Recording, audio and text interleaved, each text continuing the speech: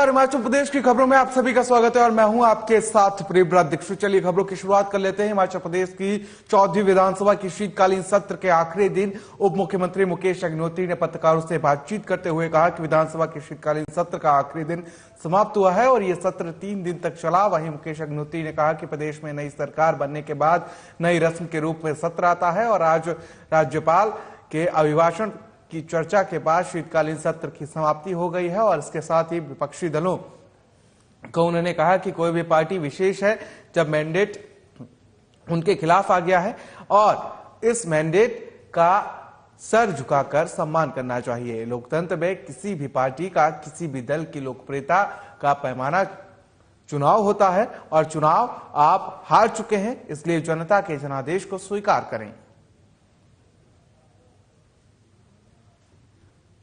3 दिन का सत्र था, संक्षिप्त सत्र था और ये सत्र जो एक रस्म है, हमेशा सरकार बनने के बाद ये सत्र आता है, तो आज उसका राज्यपाल महोदय के अभिभाषण पे चर्चा के बाद सत्र की समाप्ति हो गई है। सर, आज जो है चुन कर आपने जो है बातें कही, जब आपने चर्चा का उत्तर दिया तो क्या कहना चाहेंगे? आपने नौकरियों की बात कही, नेता प्रतिपक्ष के सम्मान की बात आपने कही और ये लीक पे भी कहा, पेपर लीक पर आपने कहा और ये भी आपने कहा कि लाले की दुकान की तरह जो है सरकार चल रही थी अंतिम समय में। हाँ नहीं, देखिए सबसे बड़ी बात तो है कि कोई भी पार्टी विशेष है जब मैंडेट उनके खिलाफ आ गया।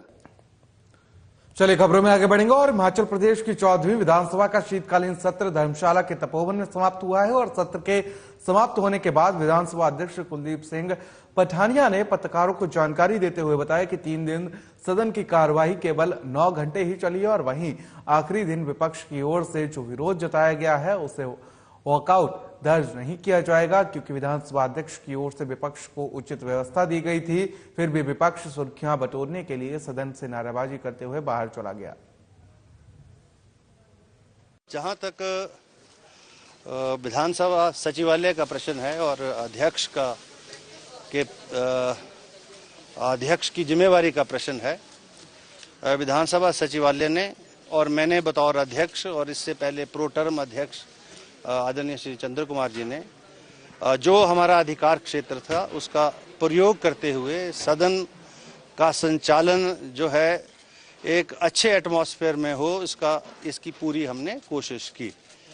और अभी भी आपने देखा कि विशेषाधिकार हैं अध्यक्ष के पास, क्योंकि जहां सत्ता पक्ष है, विपक्ष है, वहां इंडिपेंडेंट मेंबर भी हैं। और जब हमने ये तय किया कि जो नए लोग हैं उनको हम चर्चा में अगर वो हिस्सा लेना चाहें तो हम उनको। चलिए खबरों में आगे बढ़ेंगे और हिमाचल प्रदेश विधानसभा के शीतकालीन सत्र के अंतिम दिन विपक्ष ने सदन की कार्रवाई पर निराशा जाहिर की है। बता दें कि राज्यपाल के अभिभाषण पर धन्यवाद प्रस्ताव के दौरान सदन में विपक्ष ने खूब हंगामा किया है। विपक्ष ने आरोप लगाया कि उन्हें बोलने के लिए समय नहीं दिया जा रहा है, जबकि सत्ता पक्ष के विधायक अपनी मनमर्जी कर रहे हैं।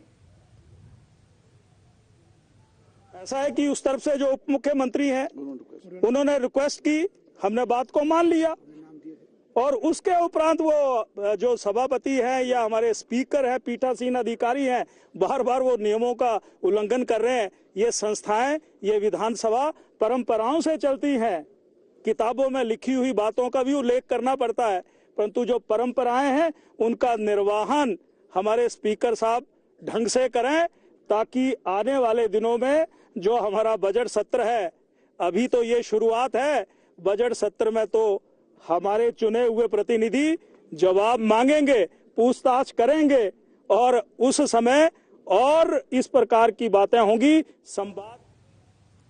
चलिए खबरों में आगे बढ़ेंगे और पर्यटन नगरी मनाली में आयोजित विंटर कार्निवाल की चौथी रात मनु रंगशाला में शरद सुंदरी प्रतियोगिता में भाग लेने पहुंची सभी सुंदरियों ने पारंपरिक कपड़ों में कैटवॉक किया। तो वहीं आपको बता दें कि उन्होंने अपना परिचय और अपनी पसंद भी दर्शकों के साथ साझा की। साथ ही आपको बता दें कि राष्ट्रीय शरदोत्सव की शरद सुंदरी प्रतियोगिता में 3 राउंड एक साथ होंगे और पहले टॉप 12, फिर टॉप 6 और फिर टॉप 3 को चुना जाएगा। वहीं कुल्लू का मशहूर पट्टू हो या चंबा के पारंपरिक कपड़े सभी यहां एक मंच पर दिखे और इसके अलावा ओडिशा, गुजरात, शिमला, पंजाब के साथ कई राज्यों के कपड़े भी देखने को मिले हैं। इंटर कार्निवल मनाली का जो आयोजन है इस वर्ष जो है बहुत ही बड़े प्लानिंग से और एक इस तरह से हम इसको जो है ना मना रहे हैं कि किसी प्रकार का कोई यहाँ कोई विवाद ना हो, किसी के साथ कोई पार्शलिटी ना हो, हर कलाकारों को यहाँ पर मौका दे रहे हैं। और इसके साथ साथ जो है ना हमारे महिला मंडल और हमारे क्षेत्र के जो युवा मंडल, हमारे लोकल गायक और कुल्लू के गायक, मनाली के गायक, हिमाचल के गायक जो भी है, सबको हम इस मंच से हम पूरा मौका दे रहे हैं। चाहे समय हम 5 से 10 मिनट देंगे, लेकिन ऐसा कोई विवाद ऐसा नहीं है जो हम किसी को यहाँ पे निराश करें। और बहुत अच्छा रिस्पॉन्स आ रहा है। आज जो है ना पूरे देश से कलाकार हमारे पास आए हुए हैं। चलिए खबरों में आगे बढ़ेंगे। और हिमाचल प्रदेश के जिला ऊना कई दिनों से भयंकर ठंड और धुंध की मार झेल रहा है। धुंध और कोहरे के कारण विजिबिलिटी बहुत ही कम है, वहीं सड़कों पर वाहन बहुत ही कम मात्रा में दिखाई दे रहे हैं।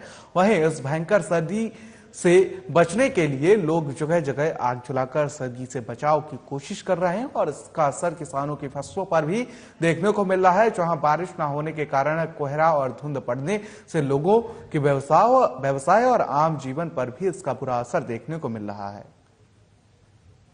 सर्दी तो पहले ही बहुत है, जो आज है वो मौसम पहली बार ना ये जो कोहरा पड़ा है इसके चलते बहुत ही दिक्कत हो रही है। लोगों को आने जाने में भी बहुत दिक्कत है। जैसे कि अब मेरा ही ले लो कि मुझको आज ऊना जाना था किसी काम के लिए, तो मैं पहले बाइक से जा रहा था, लेकिन सर्दी इतनी है कि मैं अब सोच रहा हूँ कि मैं बाई बस से ही जाऊँ। तो जो सूखी सर्दी पड़ रही है इसका कितना इम्पैक्ट आपके जीवन पर देखने को मिल रहा है? सर्दी के कारण सर दिक्कत तो है, सबको बहुत दिक्कत है।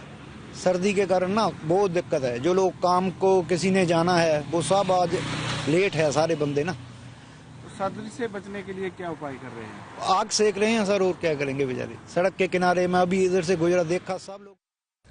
चलिए खबरों में आगे बढ़ेंगे। और सिरमौर में एकीकृत विकास परियोजना नाहन के सौजन्य से राजगढ़ की तरफ से किसानों के लिए प्राकृतिक खेती संबंधी 1 दिवसीय जागरूकता शिविर का आयोजन किया गया। वहीं शिविर के दौरान किसानों की समस्याओं को भी जाना गया और उन्हें विभाग की तरफ से दी जा रही योजनाओं के बारे में भी बताया गया। शिविर में 5 पंचायतों के किसानों ने भाग लिया है। ये कैंप हमारे डीपी ऑफिस नाहर के सौजन्य से हुआ है। ये ट्रेनिंग आज हमने यहाँ पर ट्रेनिंग कैंप का आयोजन किया है। इसमें हमने एग्रीकल्चर साइड से बीटीएम को बुलाया है। ये एग्रीकल्चर के बारे में आपको चलिए खबरों में आगे बढ़ेंगे। और बिलासपुर के श्री लक्ष्मी नारायण मंदिर परिसर में ऑपरेटर यूनियन की बैठक प्रधान जगजीत सिंह की अध्यक्षता में संपन्न हुई है। वहीं बैठक में टैक्सी ऑपरेटरों और यूनियन पदाधिकारियों ने भाग लिया है। बैठक में पारित प्रस्तावों और चर्चा के बारे में प्रधान जगजीत सिंह ने बताया कि बिलासपुर में सैकड़ों युवा टैक्सी के धंधे से जुड़े हुए हैं, लेकिन वर्तमान परिस्थितियों में टैक्सी का चलाना दूभर हो गया है। टैक्सी के रोजगार में प्राइवेट वाहन और बाहरी जिलों की टैक्सियां यहां आकर सेंध लगा रही हैं और जिससे टैक्सी ऑपरेटरों के भूखे मरने की नौबत आ गई है। इसके साथ ही उन्होंने कहा कि बिलासपुर में 4 लेन और रेलवे के प्रोजेक्ट काम कर रहे हैं। यहां पर भी 20 से 30 गाड़ियां काम कर रही हैं, लेकिन हैरानी की बात है कि इनमें अधिकांश प्राइवेट गाड़ियां हैं और जो दूसरे और अपनी जिंदगी को जोखिम में डालकर काम कर रहे हैं।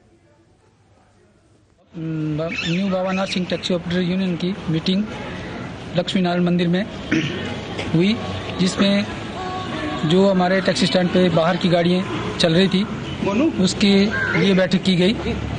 तो उन गाड़ियों को बाहर निकालने का निर्णय लिया गया, जो कि बाहर की गाड़ियाँ कोई हमीरपुर की है, कोई कहीं की, कोई यहाँ चला रहे हैं। जो हमारा क्राइटेरिया है उसी की गाड़ियाँ हम यहाँ इस यूनियन में चलाएंगे।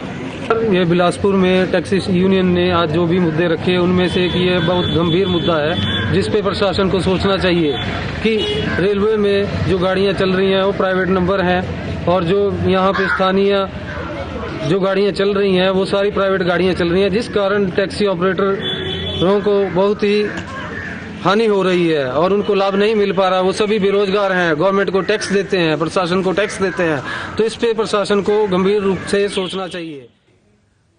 और खबरों में फिलहाल इतना ही और जाते जाते एक नजर हेडलाइंस पर। शीतकालीन सत्र के आखिरी दिन हुआ समाप्त। उप मुख्यमंत्री ने पत्रकारों से की बातचीत, विपक्षी दलों पर साधा निशाना। कुल्लू में पारंपरिक कपड़ों में रैंप पार्क पर वॉक पर उतरी सुंदरियां, अपनी पसंद भी दर्शकों के साथ की साझा। आज होगा फिर सुंदरी का चयन। ऊना में पड़ रही भयंकर सर्दी से बचने के लिए अलाव का सहारा ले रहे लोग, कोहरे के कारण विजिबिलिटी हुई कम।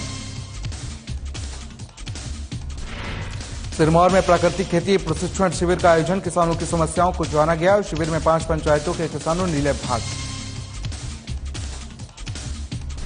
और बिलासपुर में टैक्सी ऑपरेटर यूनियन ने की बैठक में पारित प्रस्तावों पर की गई चर्चा।